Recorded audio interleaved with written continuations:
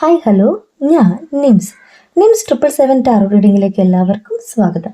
എന്നെ കണ്ടുകൊണ്ടിരിക്കുന്ന എൻ്റെ വ്യൂവേഴ്സിന് വേണ്ടിയിട്ട് കുറച്ച് കാർഡ്സ് നമ്മളിവിടെ ഷഫിൾ ചെയ്ത് വെച്ചിട്ടുണ്ട്. അതിൻ്റെ മീനിങ്സിലേക്ക് നമുക്ക് പോവാം. അതിന് മുന്നേ ഇന്നത്തെ പോലെ നമുക്ക് പ്രാർത്ഥിക്കാം. രണ്ട് കൈകളും ചേർത്ത് വെക്കുക.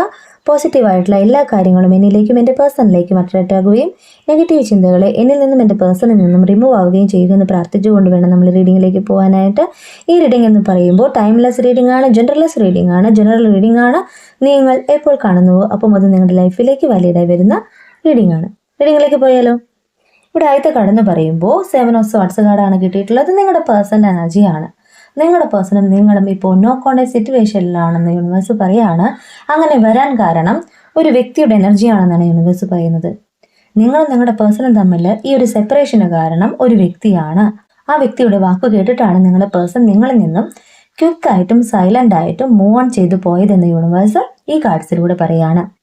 സെക്കൻഡ് കാർഡ് എന്ന് പറയുമ്പോൾ സ്ട്രെങ്ത്തിനെയാണ് കാണിക്കുന്നത്. നിങ്ങളുടെ പേഴ്സൺ നിങ്ങളിൽ നിന്ന് മൂവ് ഓൺ ചെയ്ത് പോയ സമയത്ത് നിങ്ങൾ ഒന്നുമല്ലാതിരുന്നു. നിങ്ങൾക്ക് എല്ലാം നഷ്ടപ്പെട്ട പോലെ ആയിരുന്നു. എന്നെ കണ്ടുകൊണ്ടിരിക്കുന്ന എൻ്റെ വ്യൂവേഴ്സിൽ ഒത്തിരി പേര് നിങ്ങളുടെ എഡ്യൂക്കേഷനൊക്കെ പാതി വഴി നിർത്തിയിട്ടുണ്ടാവാം, അല്ലെങ്കിൽ നിങ്ങളുടെ കരിയറിൽ ഫോക്കസ് ചെയ്യാതെ വന്നിട്ടുണ്ടാവാം. നിങ്ങൾ ഏത് സാഹചര്യമാണോ അനുഭവിച്ചത് ആ സാഹചര്യത്തിൽ നിന്നും ഒരു മാറ്റം ഉണ്ടായെന്നാണ് യൂണിവേഴ്സ് സ്ട്രെങ്ത് കാർഡിലൂടെ പറയുന്നത്.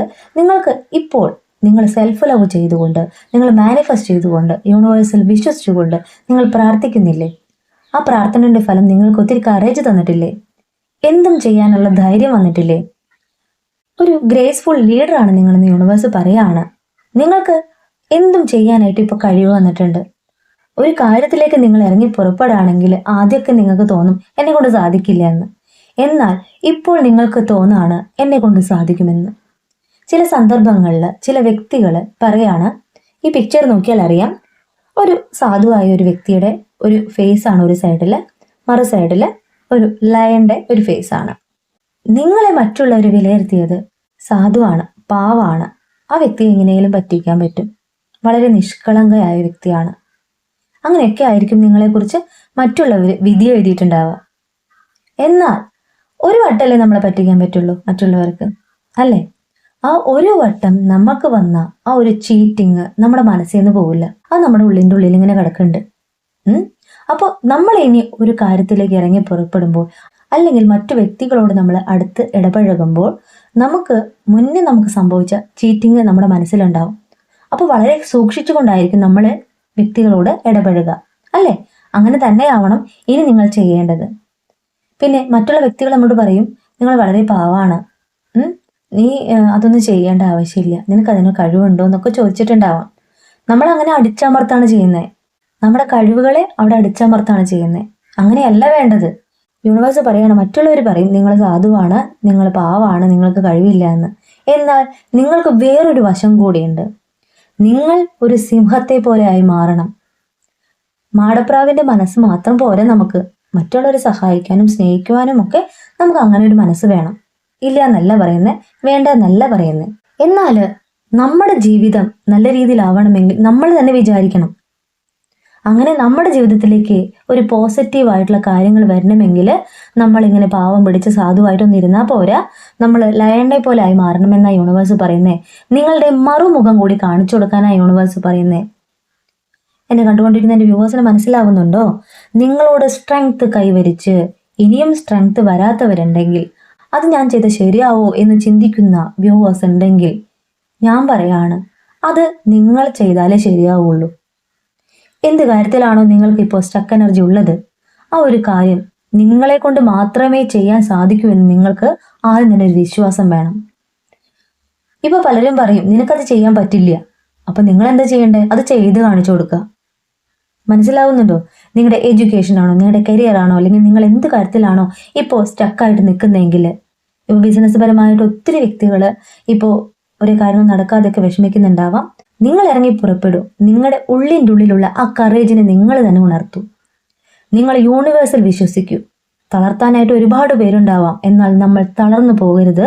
നമുക്ക് മുന്നിലായിട്ട് വഴി നടത്താനായിട്ട് യൂണിവേഴ്സ് ഉണ്ട്.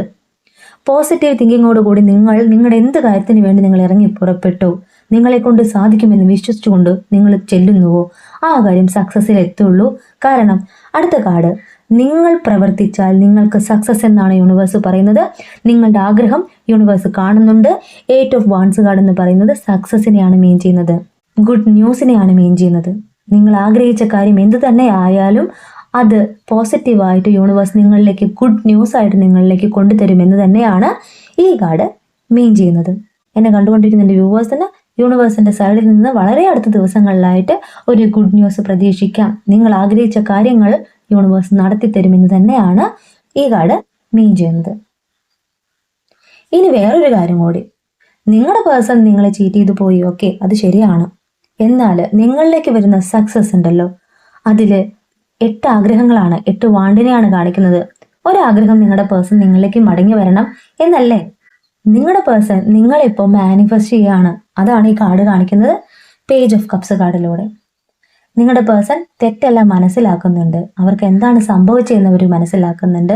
നിങ്ങളാണ് യഥാർത്ഥ പ്രണയമെന്ന് അവർ മനസ്സിലാക്കുന്നുണ്ട്. കാരണം ഇവിടെ പിക്ചർ നോക്കിയാൽ അറിയാൻ പറ്റും, പാസ്റ്റിനെ കുറിച്ച് ആലോചിക്കുന്ന, കഴിഞ്ഞ പോയ കാലത്തെക്കുറിച്ച് ആലോചിക്കുന്ന, നിങ്ങളെന്ന സ്വപ്നത്തെ ആലോചിക്കുന്ന, ഡേ ഡ്രീം ചെയ്യുന്ന ഒരു വ്യക്തിയുടെ എനർജി തന്നെയാണ് കാണിക്കുന്നത്. നിങ്ങളിലേക്ക് വരുവാനായിട്ട് അവർ ആഗ്രഹിക്കുന്നുണ്ട്.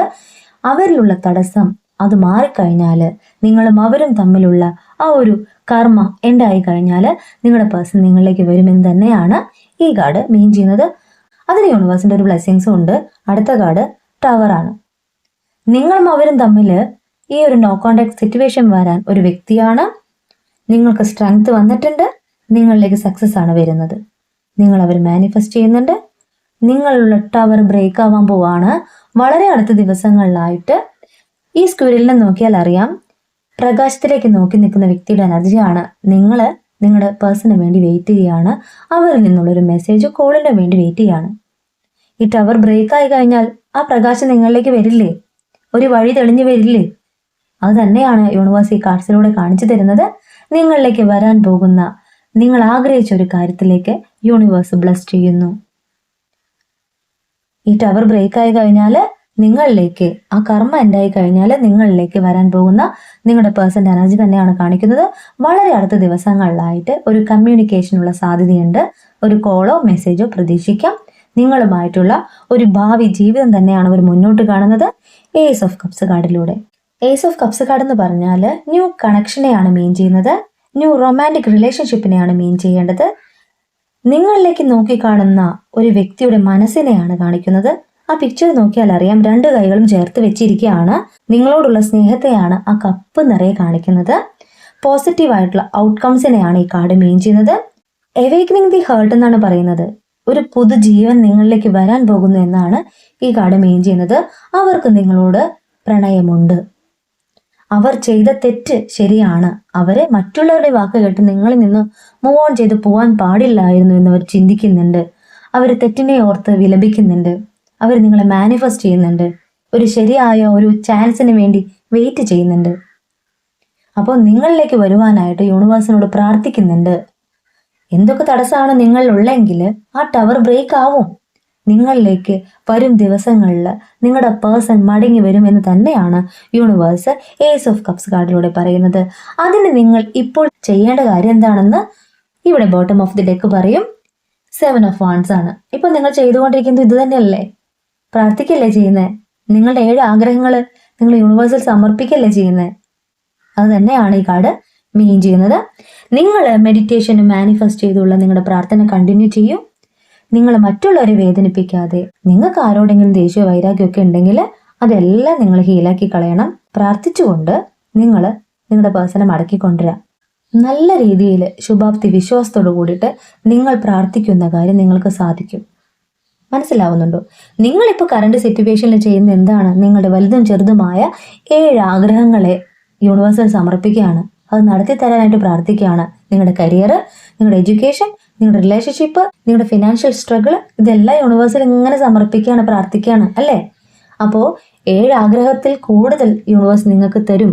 വരും ദിവസങ്ങളിൽ ഓരോ ആഗ്രഹങ്ങളായിട്ട് നിങ്ങൾക്ക് സാധിപ്പിച്ചു തരുമെന്നാണ് ഈ കാർഡ്സ് എല്ലാം പറയുന്നത്. പോസിറ്റീവായിട്ടുള്ള കാർഡ്സ് ആണ് ഇന്ന് നിങ്ങൾക്ക് കിട്ടിയിട്ടുള്ളത്. കൂടുതൽ ക്ലാരിഫിക്കേഷന് വേണ്ടിയിട്ട് നമുക്കൊന്ന് ടൈം കാർഡ് കൂടെ എടുത്ത് നോക്കാം. ഏത് കാര്യത്തിനാണ് നിങ്ങൾ പ്രാർത്ഥിക്കുന്നതെങ്കിൽ ആ കാര്യം എന്നാണ് നിങ്ങൾക്ക് സാധ്യമാകാൻ പോകുന്നത്, അതിൻ്റെ കാലയളവ് നമുക്ക് നോക്കാം. ഇവിടെ ആദ്യത്തെ കാർഡ് എന്ന് പറയുമ്പോൾ വിത്തിൻ 1 വീക്ക് എന്നാണ് പറയുന്നത്. നിങ്ങളുടെ 7 ആഗ്രഹമില്ലേ, അതിലൊരാഗ്രഹം എന്തായാലും ഒരാഴ്ചക്കുള്ളിൽ സാധ്യമാകുന്ന ഈ കാർഡ് മീൻ ചെയ്യേണ്ടത്. Second card in December month എന്ന് പറയുന്നു. ഒരു കാര്യം ഡിസംബർ മന്തിനുള്ളിൽ സാധ്യമാകുമെന്നാണ് യൂണിവേഴ്സ് പറയുന്നത്. ഇവിടെ തേർഡ് കാർഡ് പറയുന്നത് ഡേറ്റ് ആണ് 6, 15 or 24 of this or next എന്നാണ് പറയുന്നത്. ഈ മാസം അല്ലെങ്കിൽ അടുത്ത മാസം 6-ാം തീയതി, 15-ാം തീയതി അല്ലെങ്കിൽ 24-ാം തീയതി. ഈ മാസം അല്ലെങ്കിൽ അടുത്ത മാസം.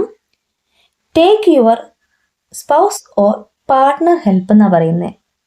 മനസ്സിലായോ? നിങ്ങളുടെ പാർട്ട്ണർ നിങ്ങളെ ഹെൽപ്പ് ചെയ്യുന്ന പറയുന്നേ. അപ്പോൾ ഏതാഗ്രഹമാണോ നിങ്ങൾ യൂണിവേഴ്സിനോട് പ്രാർത്ഥിക്കുന്നെങ്കിൽ അതിൽ ഒരാഗ്രഹം നിങ്ങളുടെ പാർട്ട്ണർ വഴിയാണ് സാധ്യമാകാൻ പോകുന്നത്.